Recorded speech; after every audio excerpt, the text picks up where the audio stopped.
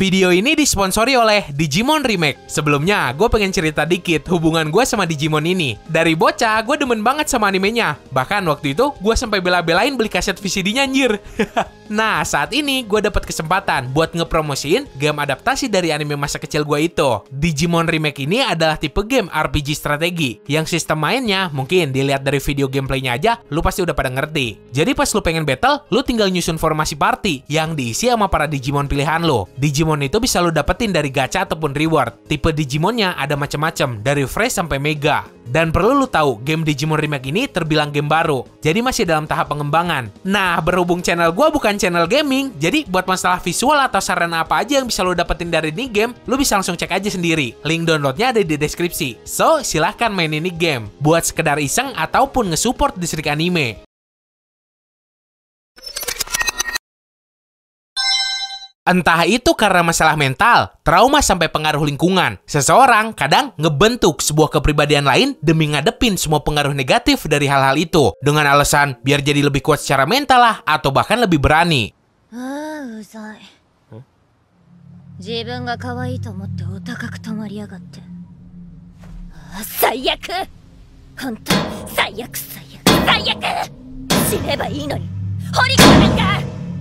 Halo, gue Andres, selamat datang di Distrik Anime. Hari ini, gue bakal ngebahas tentang para karakter berkepribadian ganda di dunia animanga. Kalau misalnya lo suka sama pembahasan ini, jangan lupa like, terus share videonya ke teman-teman lo yang lain, supaya makin banyak yang dapat informasi menarik seputar dunia animanga lainnya dari Distrik Anime. Terus, kalau gitu kan, gue juga jadi makin semangat bikin videonya. Nomor 1, Twice Boku no Hero Academia.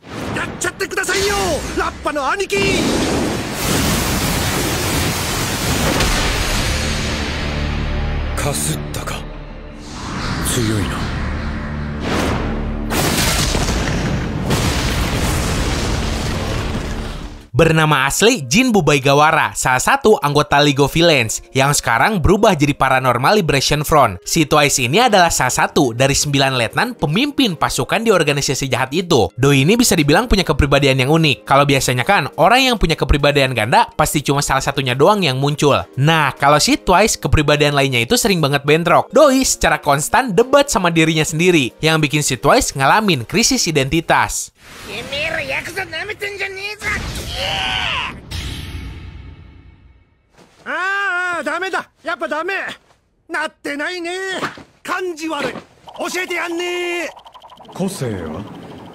Nomor 2, Toko Fukawa dengan Ronpa.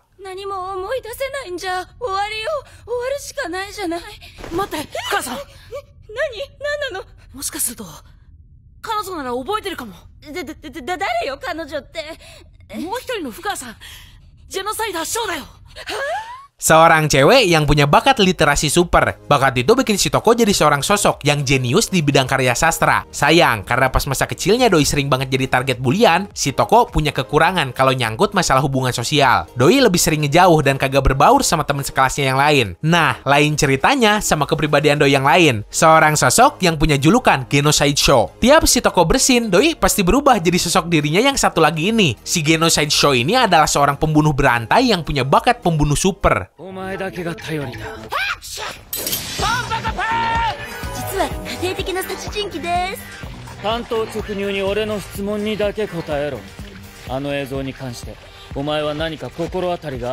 Nomor 3, Lucy, Elephant Lead.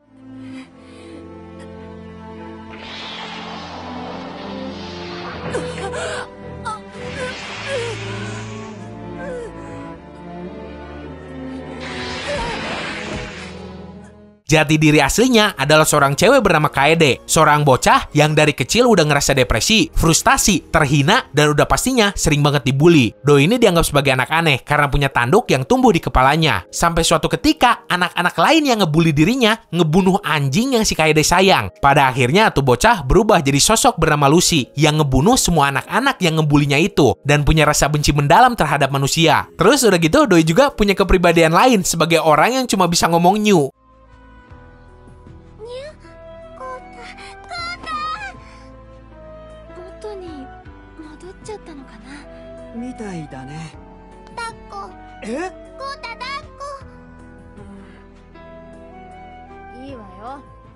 Nomor 4, Akito Wanijima, Air Gear. 僕の予感の方が正しかったでしょ。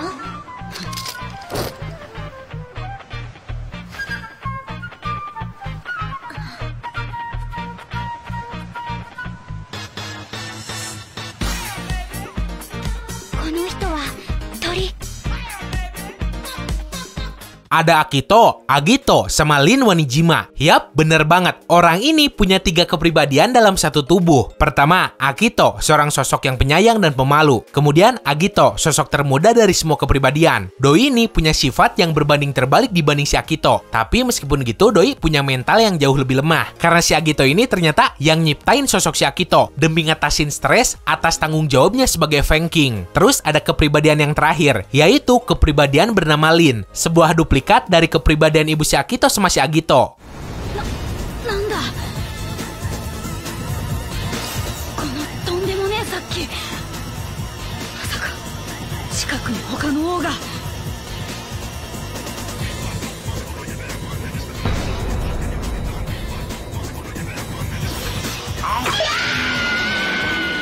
Nomor 5, Shiro, Deadman Wonderland.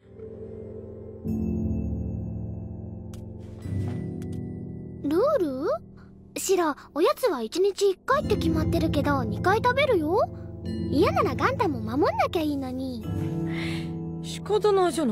Si Shiro ini adalah teman masa kecil tokoh utama di cerita Deadman Wonderland. Nih cewek adalah korban eksperimen yang ditujuin buat ningkatin sistem imun tubuh manusia, yang secara kagak sengaja malah bikin si Shiro jadi Deadman pertama. Eksperimen itu bikin nih cewek ngebentuk sebuah kepribadian lain yang disebut Wretched Egg, atau biasa dipanggil Redman, demi ngatasin semua penderitaan yang Doi alamin selama jadi bahan eksperimen. Ganta, どうしたの？お腹痛いの？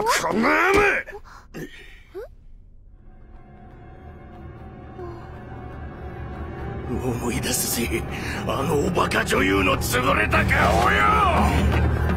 Nomor 6, Seijuro Akashi, Kuroko no Basuke. ナッシュ！お前は敵味方全員の未来が見える。だがそれしかやっていない。俺ならもっと目を使いこなす。相手も未来が見えるならば。 Salah satu pemain basket muda yang masuk jadi bagian dari generasi keajaiban. Dari semua pemain basket generasi itu, cuma Doi yang punya statistik skill gila banget. Lu bisa lihat infonya di wiki. Bahkan si Akashi ini mampu ngatasin semua generasi keajaiban sekaligus. Apalagi setelah Doi nerima kepribadiannya yang lain sebagai bagian dari dirinya. Awalnya si Akashi ini punya kepribadian yang sportif banget sama anggota timnya yang lain. Sampai akhirnya muncul kepribadian sadis yang secara ekstrim bisa ngeintimidasi orang dan keobsesi banget sama kemenangan.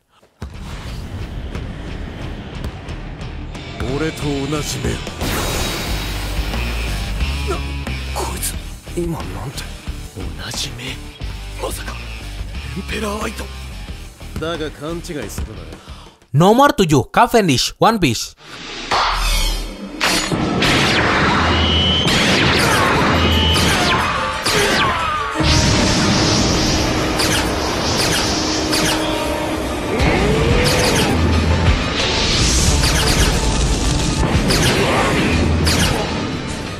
Pas nih cowok tidur, bakal muncul kepribadian yang lain bernama Hakuba. Sosok mengerikan yang ditakuti semua orang karena teknik berpedangnya yang cepet banget. Terus selalu nyerang orang lain di sekitarnya tanpa pandang buluh. Well, ketika masih dalam mode Cavendish juga sebenarnya kepribadiannya orang terbilang buruk. Narsistik lah, arogan, sampai menang rendah orang lain. Tapi meskipun gitu, Doi sendiri kagak suka sama si Hakuba. Bahkan si Cavendish ini pernah ngorbanin tubuhnya sendiri pas si Hakuba mau nyerang si Robin.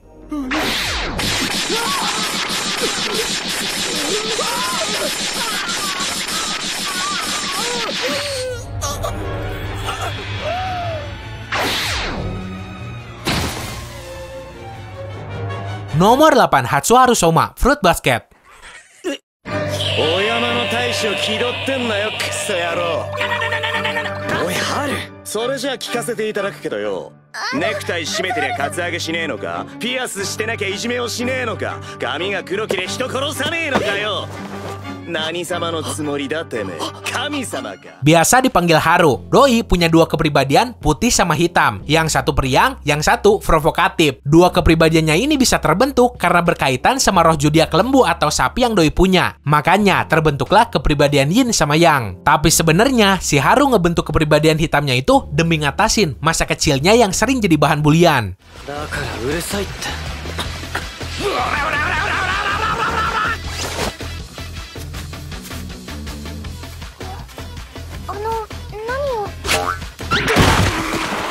Nomor 9, Akashia Moka, Rosario to Vampire.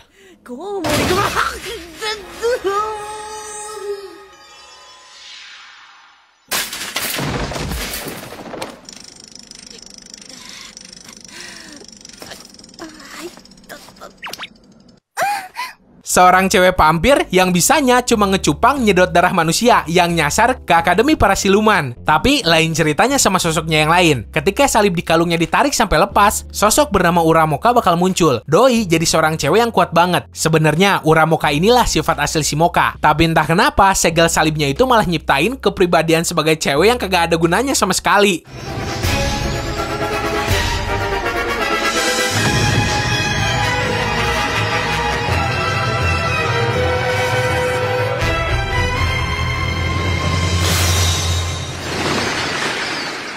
Nomor 10, Agatsuma Genitsu, Kimetsu no Yaiba. なんだ。空気が揺れる。雷の呼吸、一の型。霹靂一閃。 Sama kayak si Hakuba atau Cavendish tadi, si Zenitsu ini aslinya punya sifat kayak si Usopp, penakut lah, cengeng, dan lebih milih kabur daripada harus ngadepin musuh. Tapi ketika Doi pingsan atau kesadarannya hilang, bakal muncul sosok si Zenitsu yang lain, yang tenang dan kuat banget sebagai pendekar pedang pembunuh iblis. そしてまだそれが完治していない。だから。何をってんだよ、骨！折るんじゃないよ、骨！折れてる炭治郎じゃ俺を守りきれないぜ！ Nomor 11, Ryogi Shiki, Kara no Kyokai.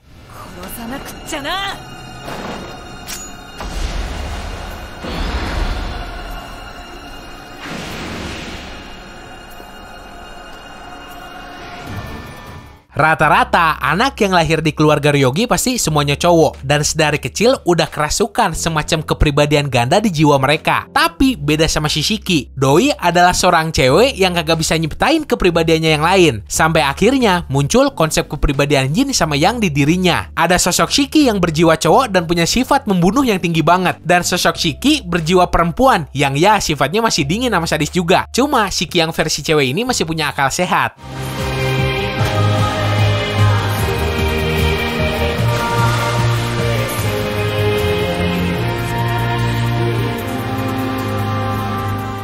Nomor 12, William Macbeth, Kekai Sensen. 死は聖者の特権だ。断りを外れ、常しえに漂白し続ける定めの。なんと儚きことか。死を忘れては生きられない。 Punya julukan sebagai Black. Tubuh miliknya ini, selain ditinggalin jiwa miliknya sendiri sebagai William Macbeth, ada juga jiwa lain yang bersemayam, yaitu Raja Keputusasaan. Salah satu dari 13 raja yang jadi antagonis di cerita Kekai Sensen. Si raja ini punya sifat licik dan kagak peduli sama sekitarnya. Sedangkan si Black sendiri orangnya tuh easy going, terus sopan banget, plus peduli sama orang lain di sekitarnya.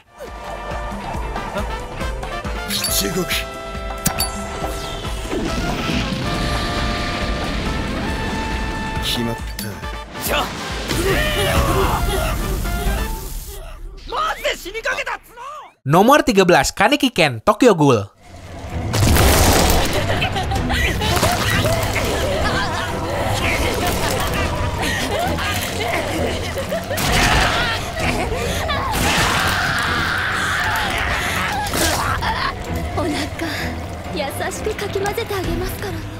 Seorang perjaka yang kegoda cewek, terus malah ketiban bahan konstruksi. Yang akhirnya tubuh Doi malah dicangkok sama cewek yang udah ngegodanya itu. Terus Doi berubah jadi ghoul. Fase pertama, si Kaneki orangnya penakut, pemalu, pokoknya tipikal MC yang lembek banget. Fase kedua, jadi anak emo. Terus yang ketiga, jadi sosok setengah-setengah. Kepribadian Doi itu sering banget berubah, tergantung dari cerita sama penderitaan yang Doi alamin. 一番イカれてやがるね君。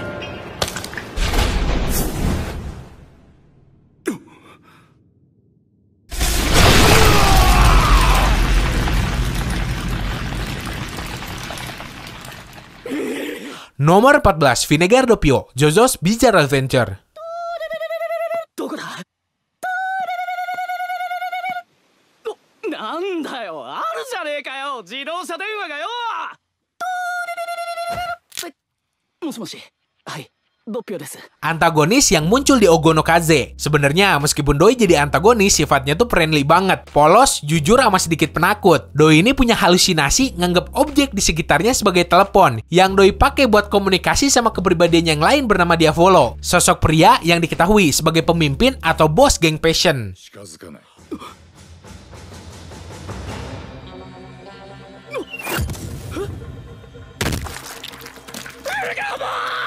こっちを見ろ。 Nomor 15, Zetsu Naruto. Oke, segitu aja buat hari ini. Seandainya lu pengen nambahin atau gimana, lu bisa langsung aja tulis di kolom komentar. Semoga lu enjoy dan bisa nambah pengetahuan lu seputar dunia anime manga. Sekian dari gua, sorry kalau ada salah kata. Terus jangan lupa subscribe. Bye!